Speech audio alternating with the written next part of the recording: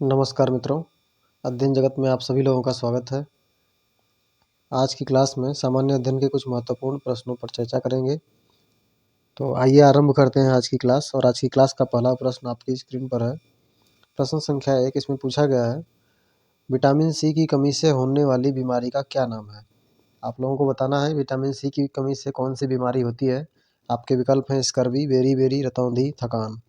इन चारों विकल्पों में से कौन सा आपका सही उत्तर है, उसका चुनाव करना है। सही उत्तर कौन सा है? स्कर्वी, बेरी-बेरी, रतौंधी और थकान। इन चारों में से कौन सा ऐसा रोग है जो विटामिन सी की कमी से हो जाता है? तो मित्रों, इस प्रश्न का जो सही उत्तर आप लोगों का हो जाएगा पहला ही विकल्प संख्या 1, स्कर्वी जो रोग है वह विटामिन सी की कमी से होता है। विटामिन सी की कमी से जो होने वाला रोग है वह है आपका स्कर्वी। स्कर्वी रोग में होता क्या है कि त्वचा जो है फट जाती है, मसूड़ों से खून आने लगता है, या तो कमजोरी या थकान आदि इस तरह के जो लक्षण दिखाई देते हैं वह आपका स्कर्वी रोग के लक्षण होते हैं। और इस जो विटामिन सी के जो स्रोत हैं, तो इसकी जो कमी को हम पूरा करते हैं तो इसके जो मुख्य स्रोत हैं इसके अंतर्गत आते हैं यहाँ पे खट्टे रसीले फल जो होते हैं।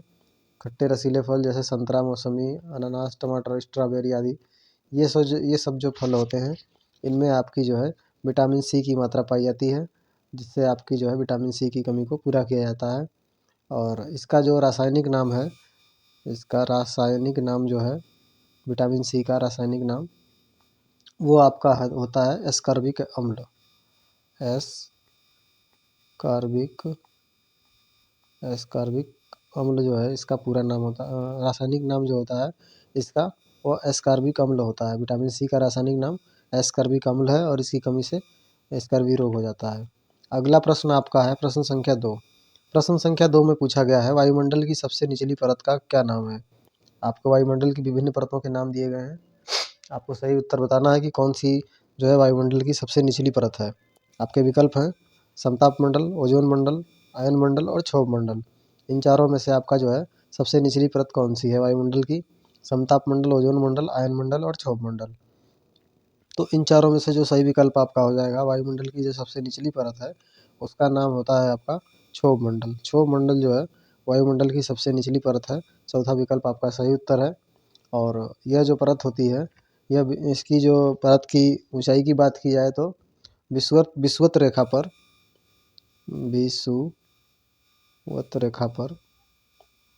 विषुवत रेखा पर इसकी जो लंबाई होती है वो होती है आपकी 18 किलोमीटर। 18 किलोमीटर जो है इसकी ऊंचाई जो है विषुवत रेखा पर होती है। और ध्रुवों पर इसकी जो ऊंचाई होती है वो है 8 किलोमीटर। जो वायुमंडल की सबसे निचली परत है क्षोभ मंडल, उसकी जो ऊंचाई है वह 18 किलोमीटर होती है आपकी। कहाँ पर? विषुवत रेखा पर 18 किलोमीटर, और ध्रुवों पर होती है वो होती है आपकी 8 किलोमीटर। तो इसकी जो औसत ऊंचाई की बात की जाए तो इसकी औसत ऊंचाई 13 किलोमीटर हो जाती है। 13 किलोमीटर जो है क्षोभ मंडल की औसत ऊंचाई है। अगला प्रश्न है आपका प्रश्न संख्या 3। प्रश्न संख्या 3 में पूछा गया है, भारत की प्रथम महिला आईपीएस अफसर कौन है? भारत की प्रथम महिला आईपीएस अफसर के बारे में बात हो रही है कि भारत की प्रथम महिला आईपीएस अफसर का क्या नाम है। आपको बताना है। आपके विकल्प हैं प्रतिभा पाटिल, पद्मजा नायडू, किरण बेदी, हंसा मेहता। इन चारों विकल्पों में से सही विकल्प आपको बताना है कि कौन सा आपका सही विकल्प है। भारत के प्रथम महिला आईपीएस अफसर कौन है? प्रतिभा पाटिल, पद्मजा नायडू, किरण बेदी और हंसा मेहता। इन चारों में से जो आपका सही उत्तर हो जाएगा वो विकल्प संख्या आपका जो है तीसरा जो है किरण बेदी। यह हमारी भारत की पहली महिला आईपीएस अधिकारी थी। और यह जो है मूल रूप से पंजाब के में इनका जन्म हुआ था। पंजाब जो हमारा है, पंजाब प्रांत में इनका जन्म हुआ था। और यह जो है 1972 बैच की आईपीएस अधिकारी हैं। 1972 ईस्वी में इनका जो है चयन हुआ था आईपीएस में। तो इसका सही उत्तर आपका हो जाएगा किरण बेदी जो है विकल्प संख्या 3, वो आपकी भारत के प्रथम महिला आईपीएस अधिकारी है। अगला प्रश्न है आपका प्रश्न संख्या 4। प्रश्न संख्या 4 में पूछा गया है कि निम्नलिखित में से कौन सा आग्नेय चट्टान का उदाहरण है? आपको आग्नेय चट्टान के उदाहरण के बारे में बताना है कि कौन सा इनमें से आपका आग्नेय चट्टान का उदाहरण है। आपके विकल्प में बेसाल्ट, चूना पत्थर, स्लेट और ग्रेफाइट। इन चारों में से आपको सही उत्तर बताना है। बेसाल्ट, चूना पत्थर, स्लेट और ग्रेफाइट में से कौन सा आपका जो है आग्नेय चट्टान का उदाहरण है। तो बेसाल्ट, चूना पत्थर, स्लेट और ग्रेफाइट में से जो सही उत्तर आपका हो जाएगा जो आग्नेय चट्टान का जो उदाहरण है आपका पहला ही विकल्प बेसाल्ट जो है वह सही उत्तर है। बेसाल्ट जो हमारा आग्नेय चट्टान का उदाहरण है और इसका जो निर्माण होता है वो ज्वालामुखी उद्गार के समय निकलने वाले लावा जो मैग्मा होता है, मैग्मा उससे इसका निर्माण होता है। और पृथ्वी के अंदर या बाहर जब ये ठंडा हो जाता है मैग्मा, तो ये मैग्मा के जमने से होता है इसका निर्माण। मैग्मा के जमने से पृथ्वी के अंदर या बाहर जो है मैग्मा, जब ये ज्वालामुखी उद्गार के समय जब मैग्मा निकलता है तो ये पृथ्वी के अंदर या बाहर जब ये जम जाता है तो इससे जो है आपका आग्नेय चट्टान का निर्माण होता है। और इसके उदाहरण जैसे मान लीजिए ग्रेनाइट भी इसका उदाहरण है। ग्रेनाइट ग्रेनाइट इसका उदाहरण है और बेसाल्ट आपका है ये उत्तर में। बेसाल्ट आपका इसका उदाहरण है। पैगमेटाइट एक होता है, पैगमे पैगमेटाइट पैगमेटाइट भी इसका उदाहरण होता है और एक डायरोटाइट होता है, ये भी इसका उदाहरण है। तो विकल्प संख्या 1 बेसाल्ट जो है आपका आग्नेय चट्टान का उदाहरण है। अगला प्रश्न है आपका प्रश्न संख्या 5। प्रश्न संख्या 5 में पूछा गया है सिख धर्म के संस्थापक निम्न में से कौन है।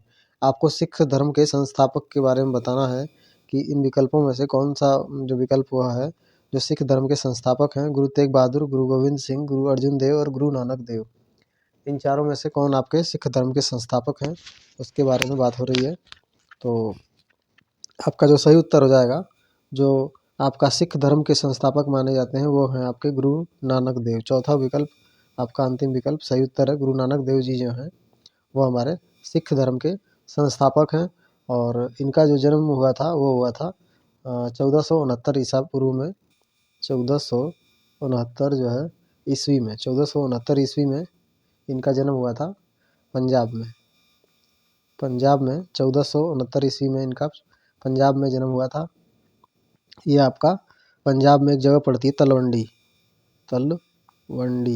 तलवंडी नामक स्थान पर इनका जो है 1469 ईस्वी में इनका जन्म हुआ था और ये गुरु नानक देव जी जो हैं सिख धर्म के संस्थापक माने जाते हैं। आइए अगले प्रश्न पर चलते हैं। आपका अगला प्रश्न है प्रश्न संख्या 6। इसमें पूछा गया है कि दक्षिणी गोलार्ध का सबसे लंबा दिन कौन सा है। आपको बताना है कि दक्षिणी गोलार्ध का सबसे लंबा दिन कौन सा है। आपके विकल्प हैं 21 मार्च, 21 जून, 23 सितंबर और 22 दिसंबर। इन चारों विकल्पों में से आपको सही उत्तर बताना है कि आपका जो है दक्षिणी गोलार्ध का सबसे लंबा दिन कौन सा माना जाता है। 21 मार्च, 21 जून, 23 सितंबर और 22 दिसंबर। तो मित्रों इस प्रश्न का जो सही उत्तर आपका हो जाएगा, जो दक्षिणी गोलार्ध का सबसे लंबा जो दिन होता है वो आपका अंतिम विकल्प सही है। 22 दिसंबर जो है वह आपका सबसे लंबा दिन माना जाता है। दक्षिणी गोलार्ध में होता क्या है कि जब दिसंबर के महीने में 22 दिसंबर को सूर्य मकर रेखा पर 22 दिसंबर को सूर्य जो है लंबवत होता है। लंबवत चमकता है यह जो सूर्य है 22 दिसंबर के लगभग जो है तो सूर्य जो है मकर रेखा पर लंबवत चमकता है, जिससे दक्षिणी गोलार्ध में सबसे लंबा दिन व रात जो है सबसे छोटी होती है। दिन तो सबसे लंबा होता है लेकिन रात जो है वह छोटी होती है। रात जो है छोटी होती है। इस घटना को हम शीत अयनांत भी कह सकते हैं। शीत अयनांत ये कहलाती है घटना। तो विकल्प संख्या चौथा आपका जो है 22 दिसंबर वह दक्षिणी गोलार्ध का सबसे लंबा दिन है और रात जो है इसमें जो है छोटी होती है। अगला प्रश्न है आपका प्रश्न संख्या 7। प्रश्न संख्या 7 में पूछा गया है खाद्य जाल के परस्पर समूह को कहा जाता है। जो खाद्य जाल है आपका, खाद्य जाल का जो परस्पर समूह है उसको हम क्या कहते हैं। आपके विकल्प हैं खाद्य चक्र, श्रृंखला अभिक्रिया, खाद्य जाल, बायोमास का पिरामिड। तो इन चारों में से आपको सही उत्तर बताना है कि आपका खाद्य जाल का जो समूह है परस्पर समूह उसको क्या कहते हैं। खाद्य चक्र, श्रृंखला अभिक्रिया, खाद्य जाल, बायोमास का पिरामिड। तो इसका जो सही उत्तर आपका हो जाएगा इस प्रश्न का तीसरा विकल्प जो है सही उत्तर है आपका खाद्य जाल इसको कहते हैं। खाद्य श्रृंखला के परस्पर समूह को हम कहते हैं जो है खाद्य जाल। खाद्य जाल कहते हैं प्रकृति में जो खाद्य श्रृंखलाएँ होती हैं, जो खाद्य श्रृंखलाएँ हैं प्रकृति में वो एक सीधी कड़ी में के रूप में नहीं होती हैं। मतलब एक डायरेक्ट जो है सीधी कड़ी के रूप में नहीं होती बल्कि जो है एक दूसरे से परस्पर संबंधित होती हैं, एक दूसरे से परस्पर संबंध रखती हैं और एक दूसरे के संबंध के द्वारा एक समूह का निर्माण करती हैं, एक समूह बनाती हैं जिसे हम खाद्य जाल कहते हैं। तो इसका जो है आपका तीसरा विकल्प सही है खाद्य जाल। अगला प्रश्न है आपका प्रश्न संख्या 8। प्रश्न संख्या 8 में पूछा गया है निम्नलिखित में से किस राज्य की कोई समुद्री सीमा नहीं है? आपको बताना है कि इन चारों में से कौन सा आपका सही उत्तर है। किस राज्य की कोई भी समुद्री सीमा नहीं है? यह आपका प्रश्न जो है वो मैप से लिया गया है। मैप की जानकारी यदि होगी आप लोगों को तो उससे मैप से संबंधित है प्रश्न कि इसमें से विकल्प जो हैं आपके जो राज्य दिए गए हैं गुजरात, गोवा, राजस्थान और महाराष्ट्र। गुजरात, गोवा, राजस्थान और महाराष्ट्र में से आपको बताना है कि किस राज्य की कोई समुद्री सीमा नहीं है। इस प्रश्न को जो है नहीं में पूछा गया है कि किसकी समुद्री सीमा नहीं है। तो आपने देखा होगा गुजरात की भी समुद्री सीमा है, गोवा में भी समुद्री सीमा है और महाराष्ट्र में भी समुद्री सीमा है।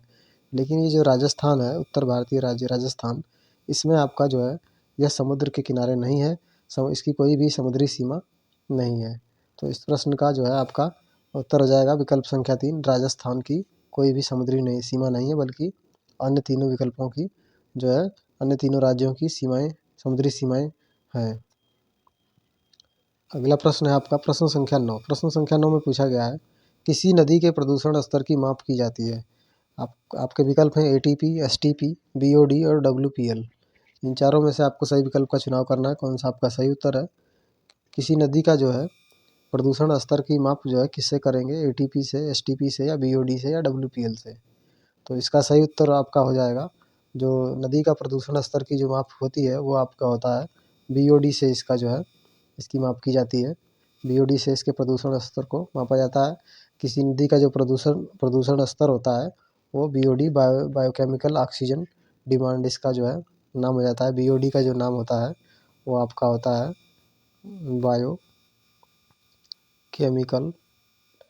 बायोकेमिकल ऑक्सीजन और आपका डी से होता है डिमांड। बायोकेमिकल ऑक्सीजन डिमांड इसका जो है फुल फॉर्म होती है। तो इससे आपका जो है बीओडी से ही किसी नदी के प्रदूषण स्तर की माप की जाती है। अगला प्रश्न है आपका प्रश्न संख्या 10। प्रश्न संख्या 10 में पूछा गया है भारत में कृषि को प्रभावित करने वाला मौसम का सबसे महत्वपूर्ण तत्व क्या है? भारत में कृषि को प्रभावित करने वाला मौसम का सबसे महत्वपूर्ण तत्व क्या है? आपके विकल्प हैं तापमान, आर्द्रता, पवन और वृष्टि। इन चारों में से सही उत्तर बताना है आपको। तापमान, आर्द्रता, पवन और वृष्टि में से कौन आपका जो है भारत में कृषि को प्रभावित करने वाला कारक है? तो इसका जो सही उत्तर आपका हो जाएगा मित्रों, इस प्रश्न का जो सही उत्तर आपका है वह है जो वृष्टि होती है। विकल्प संख्या 4 जो है आपका सही उत्तर है। विकल्प संख्या 4 आपका सही उत्तर है। जो वृष्टि होती है वह आपका जो है इसको प्रभावित करता है मौसम को। भारत में कृषि को ये प्रभावित करता है। वृष्टि जो है वह आपका भारत में कृषि को प्रभावित करने का महत्वपूर्ण कारक है।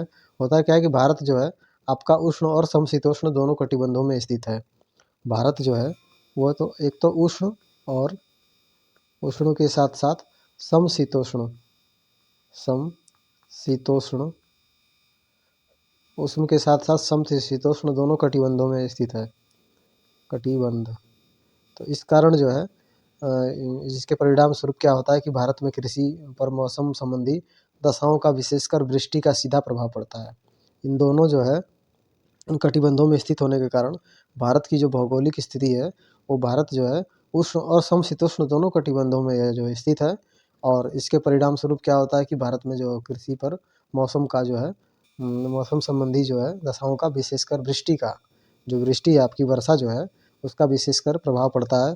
जो वर्षा जो है हमारे देश के अंदर फसलों को प्रभावित करती है। तो सही उत्तर आपका विकल्प संख्या 4 वृष्टि हो जाएगा। तो आज के महत्वपूर्ण प्रश्नों की श्रृंखला का यहीं समापन होता है और अगले कुछ और महत्वपूर्ण प्रश्नों की श्रृंखला के साथ आपसे पुनः मिलेंगे। आपके जो कमेंट हैं कमेंट बॉक्स में अपेक्षित हैं। आप अपने सुझाव कमेंट बॉक्स में दे सकते हैं कि हमारे प्रश्नों की श्रृंखला आप